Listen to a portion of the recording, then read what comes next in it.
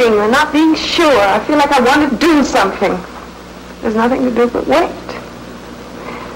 We could pray, Linda. Oh, what good would it do to pray? You pray it isn't Bill, I'll pray it isn't Lloyd, and the girls in there, they'll pray it isn't their husbands. You want to see who can pray the best? This is Talkback. Our drama for this program is called A Time for Waiting. Our guest is Dr. Evelyn Berger, Administrative Director of the East Bay Psychological Center, Oakland, California. Later, Mr. Merle Emery and Dr. Ross Snyder will be asking Dr. Berger questions raised by our play.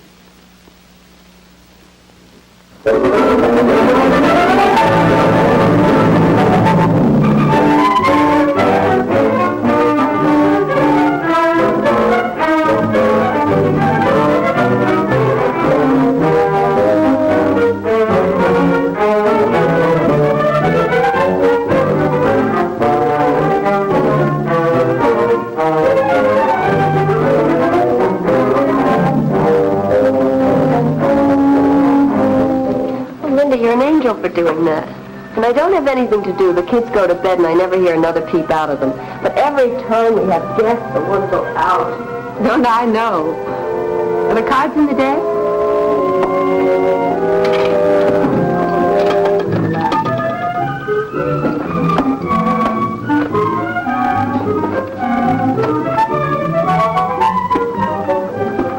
Where on earth did you find that hunting cat? Here are the cards. Oh, at 4 a.m. Wednesday morning, we literally took the house apart looking for this little red cat.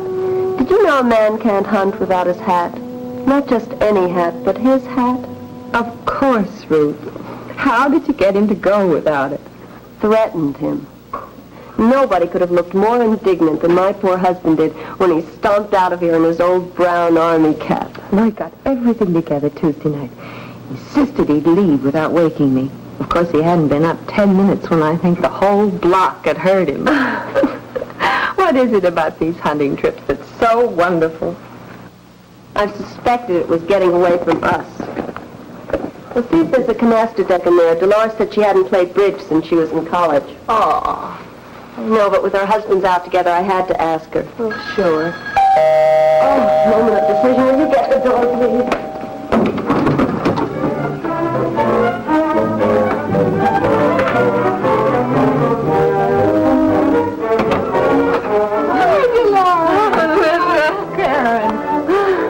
On the phone. Oh, it's freezing. I know.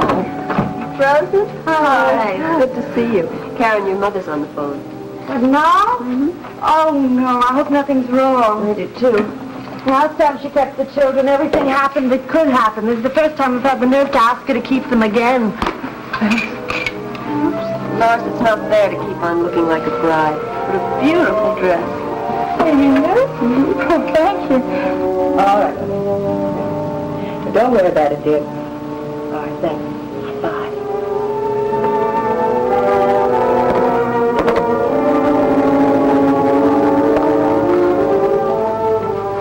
Is anything wrong, Karen? No, I don't think so.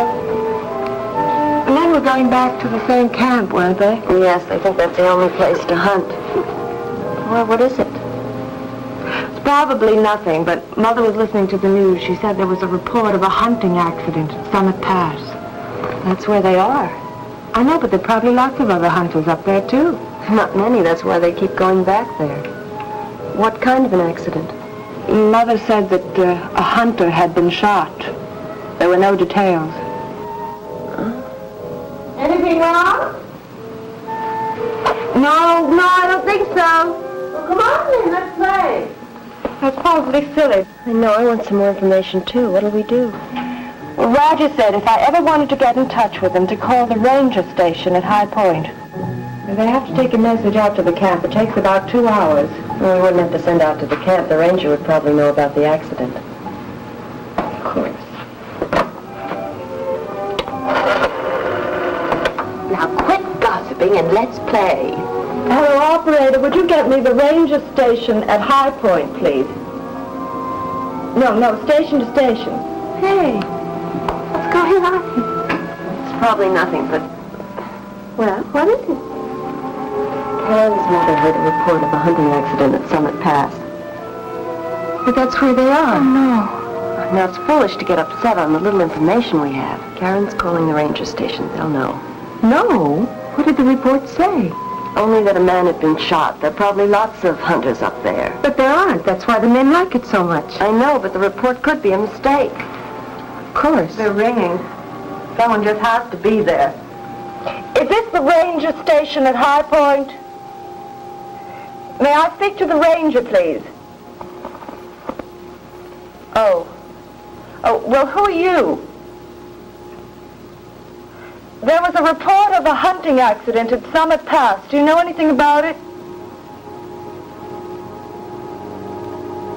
Do you know who was shot? I said, do you know the name of the man who was shot?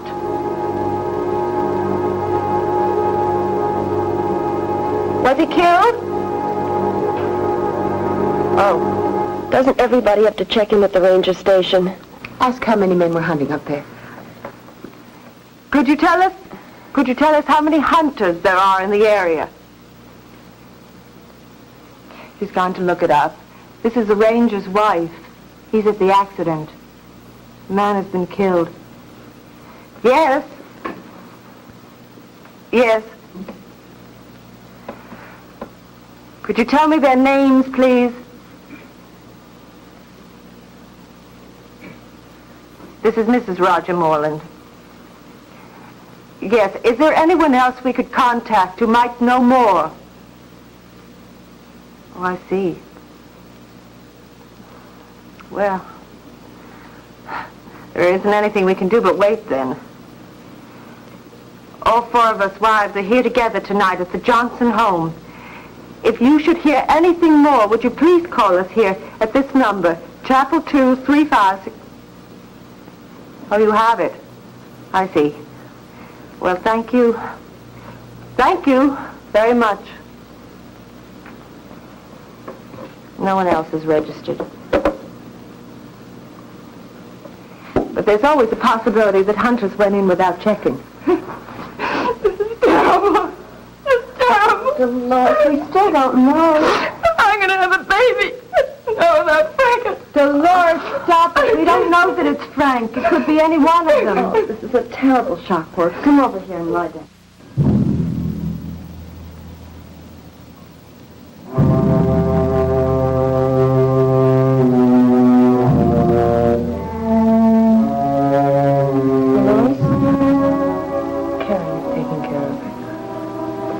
Karen have any more information? No. Funny what you think about, isn't it?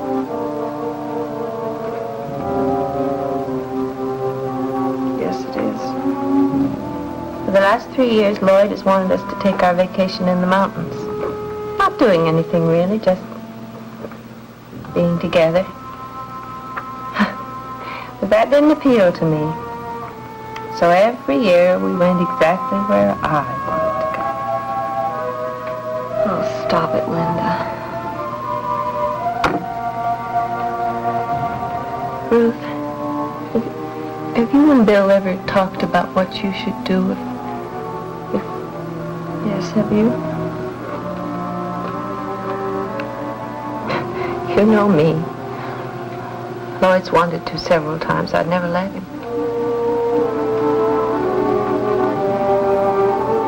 This is just like the war, isn't it? Only worse. We've had 13 more years to love our husbands. They're that much more a part of our lives. And they're the children. That's true. Except think of the wonderful years we could have missed, the way Jane Harrington has. That's just my point, though, Ruth. Look at Jane. She was young. She went on as if nothing had happened. What else could she do? Oh, I don't know.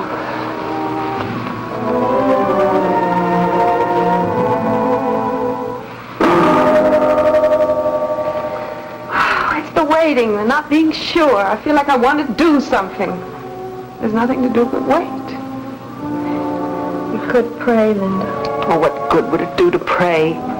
You pray it isn't Bill, I'll pray it isn't Lloyd, and the Girls in there, they'll pray it isn't their husbands. You want to see who can pray the best?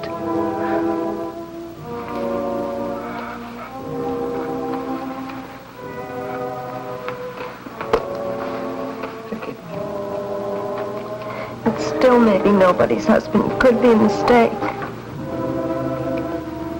From what Karen said, I don't think we can count on that. This nightmare isn't going to be over for one of us tonight. It may not be over for two of us. If it was a hunting accident, it could mean that one of them has shot the other.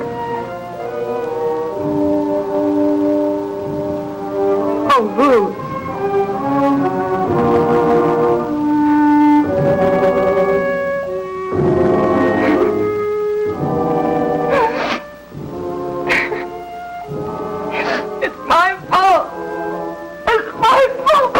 Dolores, you haven't done anything. Yes, I have.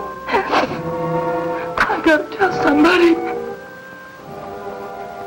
It's my baby. I didn't want my baby. Not so soon. A lot of women feel that way.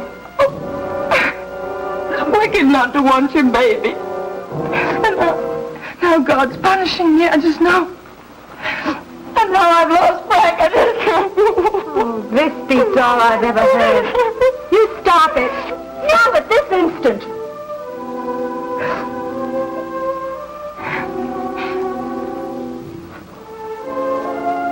You were a nurse, weren't you?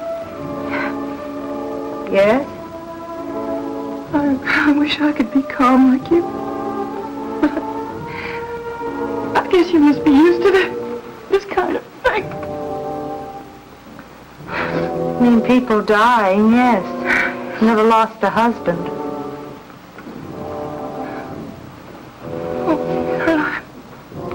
Dolores, I've watched a lot of people face the possibility of the death of someone they loved.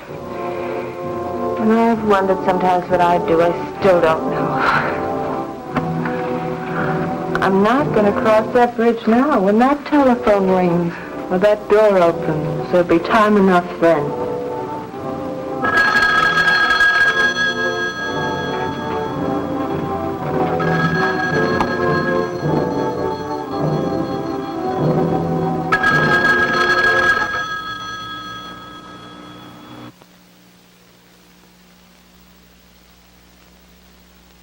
That's a real tough situation, facing the death of a loved one. This woman says, I've seen people die before, but I've never had to lose a husband. How do people take these kinds of things when it comes personally? Well, of course, people react to grief differently. I think one of the things we should recognize is that grief is normal. And if someone didn't grieve over a husband who was lost in an accident or through a long lingering illness, there would be something quite abnormal about it. So grief is normal. But we do react to it in some ways that are not very wholesome. So that people react to things quite differently, and it's partly the way you take it that's important? Yes, I think that it's long been recognized that it's often the way we take things more than what happens to us that's really significant. Of the various ways that people could react to problems, I think that we have some good examples in this little sketch we've just seen. For instance, the little wife who was pregnant, she felt that she was being punished. Yeah. And one of the most painful things about grief is the remorse. Looking back and thinking, well, if I had only done this, or the word that was said that shouldn't have been said and cannot be recalled. And sometimes we feel that God is punishing us. Yes, now the little wife felt this very definitely. Yes.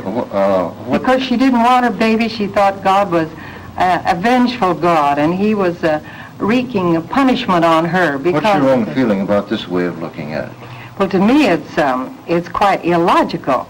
And certainly it's not very deeply religious, because if we believe in a loving God, we would believe that this is the time when he's going to stand by us. And although the world seems to be, the universe seems to be cruel at times, it's also a very kind universe. And the fact that we have each other to love and cherish as long as we do is something that she should recognize and dwell upon rather than feeling she's to blame in some way. Do you feel that this attitude that she has is caused by a lack of faith? I would hesitate to say that. I think it's more an immature point of view. She hasn't thought things through, perhaps, very adequately, because undoubtedly she does have a religious faith. The fact that she talks about God and that he could be punishing her would indicate that she has believed in God and had a religious faith, but I don't think that it's lack of faith so much as a misconception of what her faith could be. I thought it was quite interesting that you said, you know, I simply have to tell somebody about this thing that I've never let anybody in on before. This has something to do with her thought that God is punishing her. I think so. If we could talk out our feelings with somebody, it would help us so very much. And of course, they all needed to talk out their feelings at that time. It was rather fortunate, since they had to go through this tragic experience, that they had each other at that time, that they could exchange their feelings and talk about the way they felt. I'd like to say a little something about another way the grief was reacted to here, and that was the nurse, who tended to deny it. She wasn't going to think about it. She was just going to think about something else. She was somebody also who looked back and realized that she just hadn't talked things over enough. There was a remorse element there, but she was going to say at this time, well, now, it could be a mistake. Maybe this didn't happen, instead of coming to grips with facts. It was sort of good, though, wasn't it? She said, when it comes, I'll face it. I don't know now what I'll do about it, but I'm going to wait till I really know, and then well, of course, that is we'll helpful. go after it. Yes, because so often we don't want to face a thing even when it does come, but dwelling upon the possibilities of something dreadful that might happen isn't going to help us fortify ourselves to meet it when it does come. Which of these four do you feel will have the most difficult time when the truth is learned about who is the victim? Why, that would be difficult to say, because I didn't get a clear enough picture as to the way two of these women were reacting to the problem. I would like to say that one of them might follow a rather typical reaction to the loss of a loved one who's very close, and that's become very despondent. This is rather an immature dependence sort of thing. And when we've leaned strongly on somebody who's very dear to us, and that person is removed by death, which means that the person can never be there again for us to lean on, we become very depressed. The strength is gone out of our lives. And it's quite likely that of these four women, somebody would have reacted after the shock came, if she had been the one to lose her husband, with a great deal of feeling of defeat, of despair.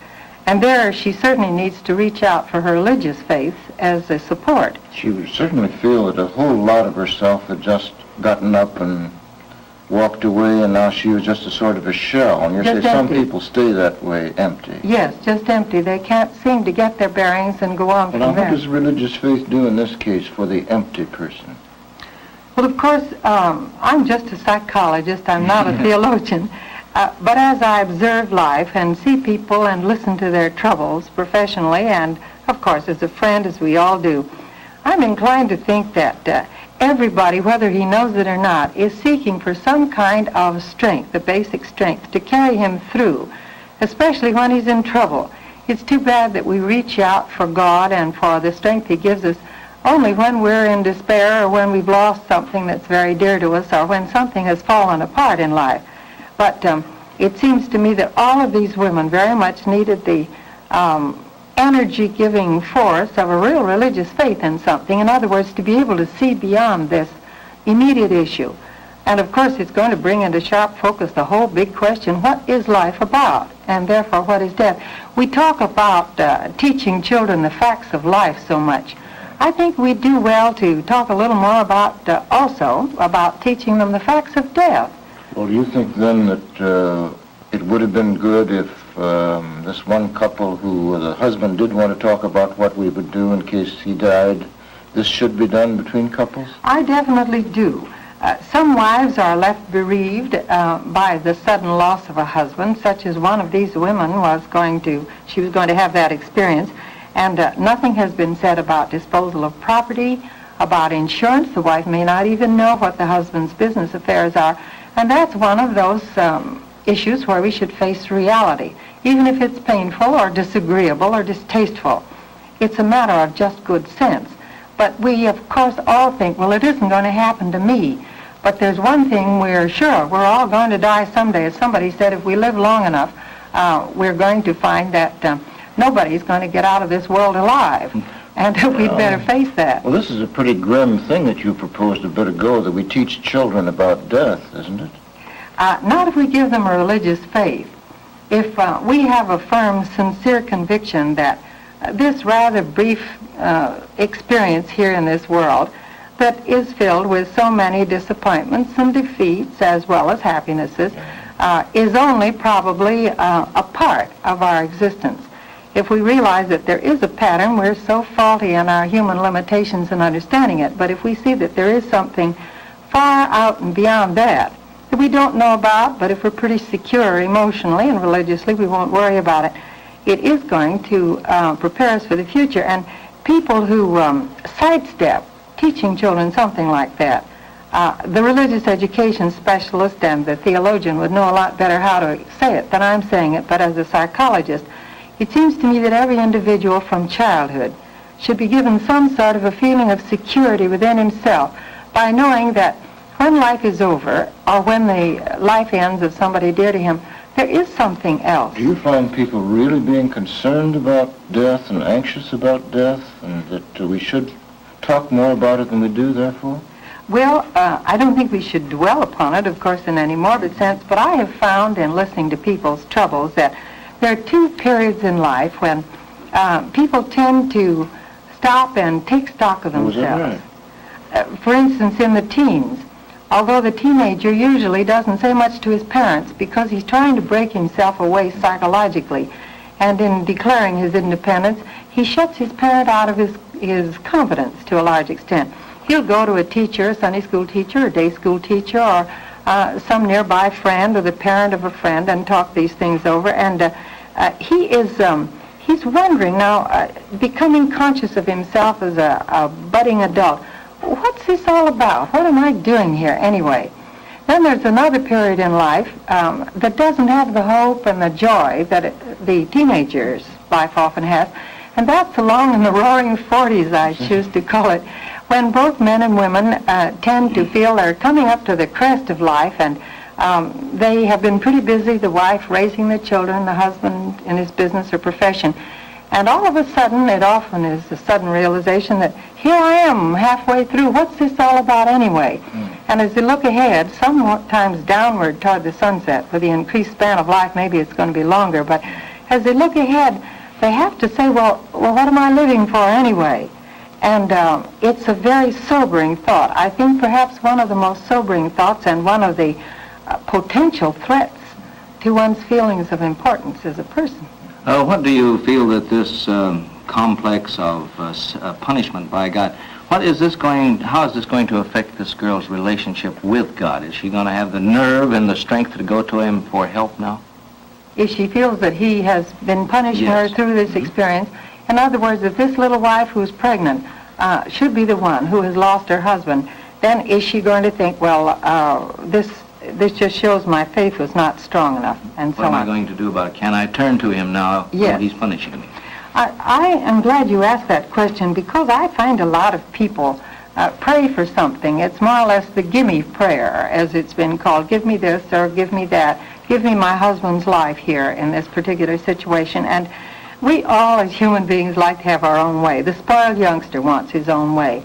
And some of these spoiled people are not children. They're a good deal older than that. But the people who want their own way become angry when God's answer is not a yes. They want a yes to all of their prayers. Well, is there anything wrong with wanting the world as you like it? I don't think there's anything wrong with wanting it. I think there's a good deal to be questioned about the way we react if we don't get what we want. Wanting it is one thing, but reacting with hostility or anger when we don't get it our way. If I want it real hard, shouldn't I react with anger? I recall a man who'd been in business a great number of years, and when he finally got sick unto death, and the pastor called on him, he said, I told these doctors to make me well, and they haven't. In other words, I've got to have my own way, and the doctors have to.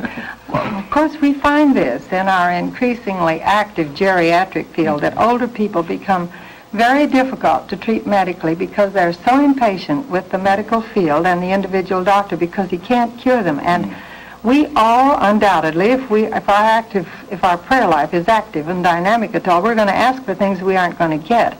And I'm not sure that it would be good for us any more Then than do we just children. kind of resign and say whatever happens, I'll take? And Well, of course, I'd just love to turn that question back on you because you're more of a theologian than I am. I think we come back to that same old idea, basic concept, that it's not the gale but the set of the sail. In other words, it isn't what happens to us whether we get what we ask for. It's the way we react to it. Do we react with feelings of inadequacy? Well, I don't amount to anything, and that's why God didn't answer my prayer. I'm not important. He doesn't love me. Do we react with the hostility? We're talking, I'm angry. I'm not going to love God anymore because he didn't give me what we wanted. Are we going to retreat and just say, well, that's it, I'm going to throw overboard all of my religion, I don't care anymore, in the spoiled child way? In other words, it's the way we react to these things. It would seem to me to be quite significant. That is quite true. It is the way we react. But how do we go any farther than this? How do we know how to react, and what can we do about our reactions? We all react in a different way, no doubt. And of course, the way we react shows the kind of people we are, and we're all different. Yeah. Of course, that's where I think the church has an enormous contribution to make. And the teachings from the Bible, because they point out a wholesome life. And if we work at the business of going to church and helping with the church program and so on, we can't help but pick up, whether we do it deliberately and consciously or intelligently or not, we sort of absorb a way of life, a way of looking at things that is bound to give us a guide, something as a steering line. When we come up against I something... was sort of interested. I really like very much this one woman who was saying, you know, funny what you think about in times like this. And she was going back over, well, her husband had wanted them to be together in a trip to the mountains. It seemed to me she was beginning to get a little clearer what she valued in life. And this is a pretty good thing to do, isn't it? It's a good thing to do, and isn't it too bad that we wait until some Yes. tragedy comes along Yes. before we really stop and take stock of what we have in life, what we're going to do, the fine relationships we have. And, of course, that's one of the painful things. We take each other so for granted. And so much of our attention is upon triviality. This discussion isn't finished until you have thought through to your satisfaction the questions and issues which Talkback is raising. Talkback is a public service program presented by this station and the churches of your community. It was produced in cooperation with the National Council of Churches as a contribution of the Methodist Television Ministry.